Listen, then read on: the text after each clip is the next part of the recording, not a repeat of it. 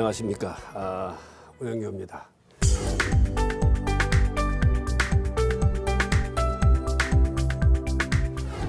지난 시간에는 혁신의 출발, 그 중에서 혁신의 시동에 있어서 바로 시동은 CEO의 혁신선언을 중심으로 시작되고, 그 혁신선언이 되고 나면은 바로 혁신을 추진할 수 있는 강력한 혁신 추진체를 구성하는 것이 필요하다고 말씀을 드렸습니다. 강력한 혁신 추진체의 구성은 군 부대로 따지면은 사령관은 CEO가 되는 것이고, 작전사령부에 해당되는 작전을 만들고 구상하고 연구하는 그런 기구는 바로 싱크탱크로서 CEO 직속의 미래전략팀이나 다른 이름을 붙여서 만들 필요가 있다. 그리고 거기에서 바로 혁신사령관의 아이디어와 전략을 제공해 주는 역할을 해야만 된다. 그리고 그런 전략을 실행함에 있어서는 각 부서별로 분야별 리더의 격인, 소위 얘기한 행동대장에 해당되는 분야별 리더를 선정하고, 그 리더가 중심이 되어서 작전에 만들어진 기본적인 틀 속에서 각 분야별로 추진해야 될 혁신의 과제들을 추진해 나가는 것이 필요하다 하는 말씀을 드렸습니다. 그러면 이러한 강력한 혁신 추진체가 구성되었다는 전제에 의해서 다음 우리가 해야 될 과제에 대해서 들어가 보도록 하겠습니다. 이제 추진체가 형성되었으면 바로 추진체를 중심으로 해서 바로 혁신의 시동을 구체적으로 걸어가는 동력을 갖추는 그런 것이 필요합니다. 바로 강력한 추진, 혁신의 추진 동력은 기본적으로 혁신에 대한 분위기나 혁신에 대한 제도나 또는 환경을 혁신 중심으로 바꿔가는 것이 됩니다. 과거 우리나라가 고도 성장을 해나갈 때 1960년, 62년에 경제개발 5개년 계획을 만들고 국가 주도의 경제개발을 추진해 나가는 과정에서 70년대, 80년대에 고도 성장을 해 나갈 때 그 경제 성장의 주축이 될 수 있던 추진 동력은 뭐였겠습니까? 바로 수출 우선주의였습니다. 모든 경제의 중심의 우선은 수출이었습니다.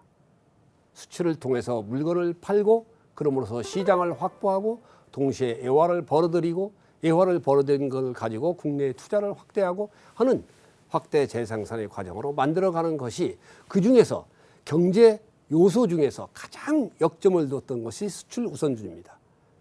국가 안보 다음으로 중요한 게 수출이었습니다. 하다못해 그때 당시에는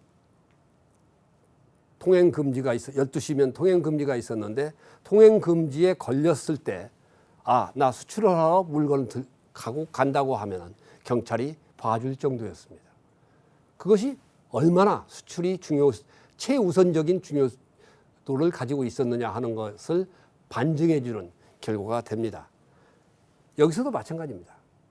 이제 강력한 혁신이 추진 동력을 갖추기 위해서는 모든 것에 우선해서 기업에 있어서나 개인에 있어서나 국가에 있어서나 혁신이 최우선적으로 검토돼야 된다. 모든 것에 대한 가치 판단을 함에 있어서 어떤 것을 해야 되고 안 해야 될 때 혁신에 도움이 될 수 있느냐 없느냐를 기준으로 판단을 해주는 것이 혁신 우선주의입니다.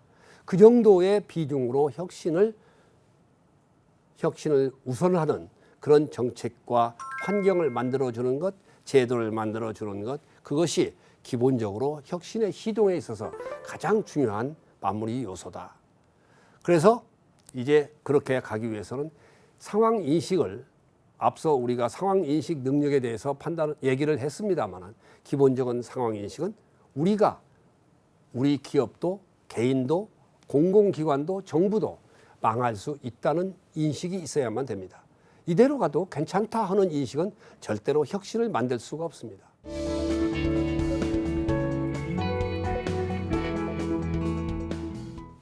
그래서 바로 망할 수도 있다. 이대로 가면은 우리 기업이 망할 수도 있다. 이대로 가면 우리 공공기관이 망할 수 있고 없어질 수도 있다.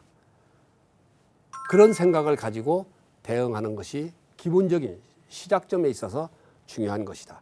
강력한 혁신 동력을 갖추기 위해서는 그런 기본적 위기의식을 가지고 출발해야 된다.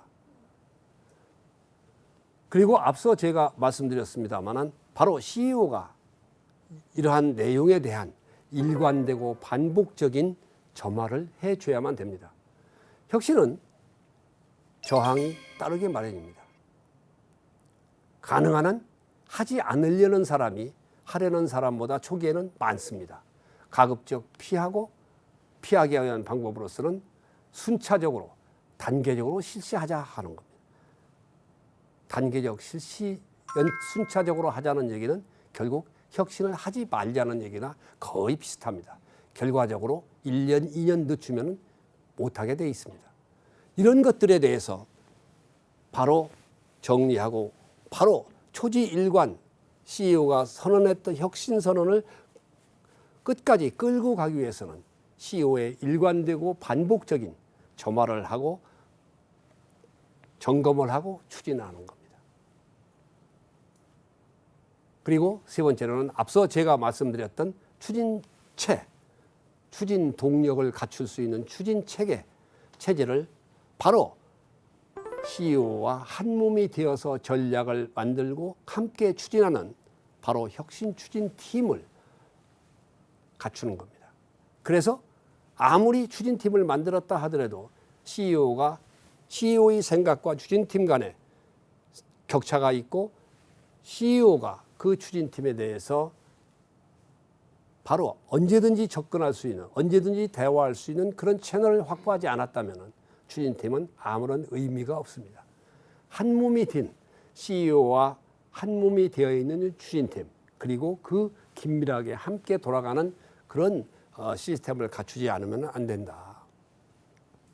그리고 비전과 목표에 대해서, 즉 기업이 가고 있는 방향에 대해서 모든 구성원이 명확하게 인식을 하고 있어야 된다. 그 가는 기업이나 국가가 가는 기본적인 방향을 정확하게 인식을 하고, 그래서 그 방향에 따라서 내가 해야 될 과제가 무엇인가를 정확하게 인식해야 된다. 기본적인 전체적인 기업 전체의 비전과 목표를 인식하지 못한다면 내가 해야 될 목표에 대해서 정확하게 의미와 방향을 인식하기가 어렵습니다. 그래서 바로 그 중요한 것은 기업이 가지고 있는 비전과 목표를 정확하게 함께 인식하고 있어야 된다 하는 것이고, 바로 더 중요한 것은 열심히 일한 사람이 제대로 평가받는, 즉 혁신에 주도적으로 참여하고 기업의 변화를 위해서, 발전을 위해서 노력하는 사람들이 결과에 대해서, 그리고 그 사람에 대해서 바로 제대로 평가하는, 또 대우를 해주는 그런 조직 풍토를 만드는 것이 필요하다. 그것이 앞서 제가 말씀드렸듯이 우리나라가 고도 성장 과정에서 수출 제일주의적 사고와 유사하게 혁신 제일주의적 사고를 가지고 기업 모두를 바꿔가는, 국가를 바꿔가는 그런 생각으로 같이 무장하는 그런 것들이 바로 강력한 혁신 추진 동력을 갖추는 길이다. 이렇게 말씀을 드릴 수가 있습니다. 혁신의 출발에 있어서 혁신의 앞에 의식에 있어서의 부정적 의식을 말씀을 드렸습니다마는, 이제 혁신을 추진함에 있어서 우리가 생각해야 되는 제도적, 환경적 측면에서의 저의 요소들을 개괄적으로 이해를 해야 앞으로 말씀드릴 혁신의 실행에 있어서 구체적으로 제약 요소를 제거하면서 올바른 길로 갈 수가 있다. 그런 차원에서 혁신의 장애에 대해서 검토해 보고자 합니다. 혁신 장애의 가장 대표적인 것이 바로 경영층의 언행 불일치입니다. CEO는 혁신을 하겠다 선언할 때의 구선과의 약속도 있을 수 있고, 또는 신년의 업무 시무식을 하면서 금년 업무에 대한 기본적 CEO로서의 경영 방침을 천명하기도 합니다. 또 비전 선포식을 통해서 우리의 기업의 비전은 이거며 우리는 이렇게 가야 된다 하는 천명과 함께 일종의 약속을 하게 됩니다. 그리고 구체적으로 또 인사를 실행하면서 인사는 이렇게 했고 이렇게 잘한 사람들을 인사를 하겠다 하는 또 인사에 대한 구체적인 각 분야별 정책에 대한 구체적인 사항들을 발표를 하면서 일종의 약속을 하게 됩니다. CEO는 다양한 경영을 함에 있어서 기업을 끌고 감에 있어서 다양한 정책 발표와 함께 구성원 간의 약속을 해나가게 마련입니다. 그런데 그 약속이 CEO가 한 약속이 어떻게 지켜지느냐에 따라서 CEO가 한 얘기에 대해서 어떻게 받아들이느냐에 현격하게 차이가 발생하게 됩니다. 즉 CEO가 이렇게 하겠다. 예를 들어 인사에 있어서 CEO가 앞으로 인사는 절대로 성과가 좋고 열심히 일한 사람을 승진시키겠다.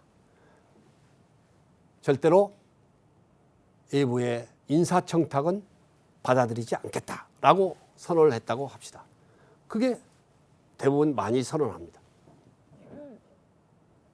근데 실제 인사를 함에 있어서 성과평가 1등한 사람 또는 능력평정 1등한 사람은 제쳐놓고 소위 정실에 의해서 학교 학맥, 인맥 또는 이런 지역적 연고 이런 등으로 해서 인사를 했다고 해보십시다. 그러면 앞으로 직원들이 구성원들이 받아들이는 의미는 뭘까요? 다 압니다. 인사의 결과는. 결국 열심히 일해봤자 승진에는 별 도움이 될 수가 없다. 성과평가 1등 해봤자 되지를 않는다. 능력평가 1등 해봤자 승진에 도움이 되지 않는다. 승진은 그때그때 상황에 따라서 인사운동을 하는 것이 좋다라는 인식이 퍼질 수밖에 없습니다. 그게 일반적인 경향입니다. 그러니까 그것을 잘못하면은 결국 CEO의 약속을 자기가 천명한 약속이 스스로 깰 때, 이행하지 않을 때 다음에 모든 구성원은 바로 혁신에 참여를 하지를 않습니다. 믿지를 않습니다. 믿지 않으면 결국 CEO가 어떤 얘기를 하더라도 함께 갈 수가 없습니다. 그러면 CEO에 대한 불신, CEO에 대한 불신은 결국 정책에 대한 불신, 정책에 대한 불신은 기업에 대한 불신이 확산되고 그것이 결과적으로 혁신의 대오에서 이탈하는 사람들이 전부 앞서 제가 말씀드렸던 무관심 계층의 확산이 될 수밖에 없습니다. 즉 방관과 냉소주의가 확대될 수밖에 없습니다. 이런 것들이 바로 언행 불일치의 대표적인 예입니다. 그리고 혁신에 있어서 가장 중요한 것은 CEO는 바로 솔선수범입니다. 일하는 방식에 있어서 지금까지 해오던 관행과 전통이 있습니다. 관행과 전통은 깰 수 있는 가장 강력한 힘을 가진 사람은 CEO입니다. 쓸데없는 일 중에 하나를 예를 들을까요? 기관장, 장관, CEO가 외부에 가서 강의를 한다고 하면은 정부에서 장관이 강의를 하면은 밑에서 강의 자료를 며칠 걸려서 만듭니다. 수십 페이지, 100페이지 정도를 만드는 경우도 있습니다. 근데 그게 꼭 필요한 업무인가요? 장관의 강의는 연초에 만드는 업무 계획을 가지고 자기가 이해하고 필요한 요소만 메모해서 자기의 소신을 얘기해 주면 됩니다. 근데 그걸 직원이 강의 자료를 만듭니다. 그건 장관에게는 도움이 될지 모르겠지만 그 부처의 업무에는 하등 도움이 되지를 않습니다. 그 시간에 그거 만드는 시간에 정책 개발하고 국민한테 서비스할 수 있는 서비스 제도를 만드는 것이 국민한테 사랑받는 정부가 될 수 있습니다. 그런데 낭비합니다. 그 낭비적인 요소들이 엄청나게 많습니다. 쓸데없는 일들이 많습니다. 그런 것들을 누가 바꾸겠습니까? 밑에서 장관이 강의 자료 만들어 달라고 그러는데 밑에서 차관이나 실장이나 국장이 그거 만들지 말고 알아서 하십시오. 이렇게 하겠습니까? 현실적으로 불가능합니다. 그러니까 결국은 그걸 깨는 것은 장관 스스로 그건 만들지 마라. 스스로 자기가 알아서 각자 다 해라. 그리고 필요한 업무만 해라 라고 해야 됩니다. 그렇게 선언을 하고 그렇게 자신이 먼저 실행을 해야 됩니다.